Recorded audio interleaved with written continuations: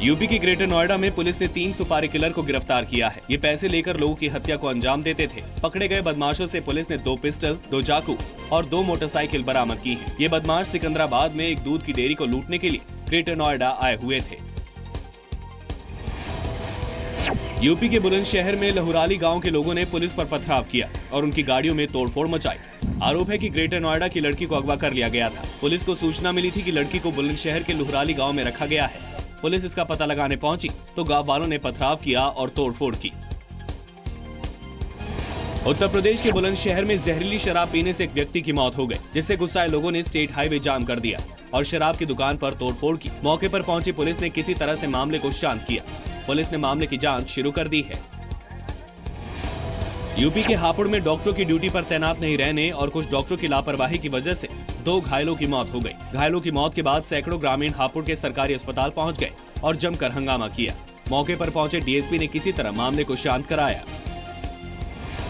UP में हाथरस के मथुरापुर में घर में खाना बनाते समय रसोई गैस सिलेंडर में आग लग गई। आग में परिवार के 5 मासूम बच्चों सहित 6 लोग झुलस गए। सभी को अस्पताल में भर्ती कराया गया है। सभी 6 लोग खतरे से बाहर हैं। यूपी के मिर्जापुर में कल शिक्षा मित्रों ने जुलूस निकाला और केंद्रीय स्वास्थ्य मंत्री अनुप्रिया पटेल से मुलाकात की। इस दौरान किसी ने मंत्री के पैर पकड़े तो किसी ने दोनों हाथ फैलाकर नौकरी बहाल रखने की गुहार लगाई। केंद्रीय मंत्री ने सरकार के संवेदनशील होने का हवाला देते हुए शांति और धैर्य बनाए रखने की अपील की। राज्यसभा सांसद डॉक्टर सुभाष चंद्रा ने हिसार में 2 एम्बुलेंस को हरी झंडी दिखाई। एक एम्बुलेंस हिसार में जबकि दूसरी आदमपुर में अपनी सेवाएं देगी। डॉक्टर सुभाष चंद्रा ने हिसार के महाराजा अग्रसेन सामान्य अस्पताल का भी दौरा किया।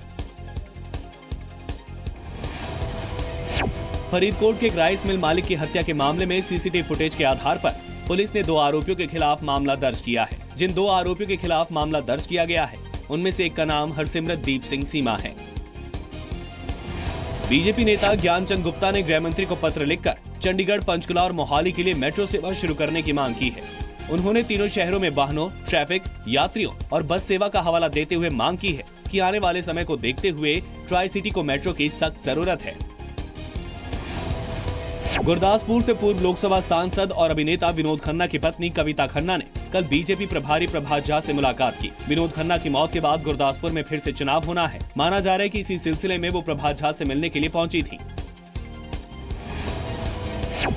रविवार को समाजवादी पार्टी के नेताओं ने मंदसौर में मारे गए किसानों के परिवार वालों को 2-2 लाख रुपए का मुआवजा दिया। किसानों से मुलाकात के बाद समाजवादी नेताओं ने कहा कि आने वाले दिनों में यूपी के बाद अब एमपी में भी पार्टी का विस्तार किया जाएगा। मध्य प्रदेश के टीकमगढ़ में एक बच्ची के शव को अस्पताल से घर ले जाने के लिए एम्बुलेंस तक नहीं मिला। परिवार वालों को बच्ची का शव कुछ दूर बाइक पर तो कुछ दूर पैदल हाथों पर ले जाना पड़ा। एमपी के बड़वानी में नर्मदा बचाओ आंदोलन के कार्यकर्ताओं ने कफन पहनकर विरोध प्रदर्शन किया। प्रदर्शनकारियों ने कहा कि अगर सरकार उनका पुनर्वास नहीं करेगी तो वो डूबकर मर जाएंगे।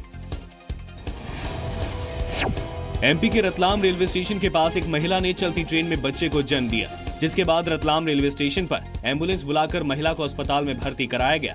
महिला और उसका बच्चा दोनों सुरक्षित हैं।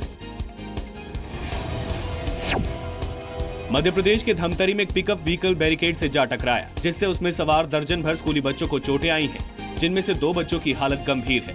बच्चे पिकनिक मनाने जा रहे थे। हादसे के बाद चालक मौके से फरार हो गया। पुलिस ने जांच शुरू कर दी है। राजस्थान के बाड़मेर में एक बार फिर भारी बारिश से हालात खराब हो गए हैं। प्रशासन ने सेना और एनडीआरएफ की टीम को राहत के कामों में लगा दिया है। कई गांव ऐसे भी हैं जहां प्रशासन नहीं पहुंच पा रही है, जिसकी वजह से पीड़ित परिवार पलायन करने के लिए मजबूर है। राजस्थान के बारां में एक छात्र का शव संदिग्ध हालत में पड़ा मिला। छात्र का नाम निर्मल है और वो सीए का छात्र था। कुछ दिन पहले ही उसकी शादी सीमा मालव नाम की एक लड़की से हुई थी।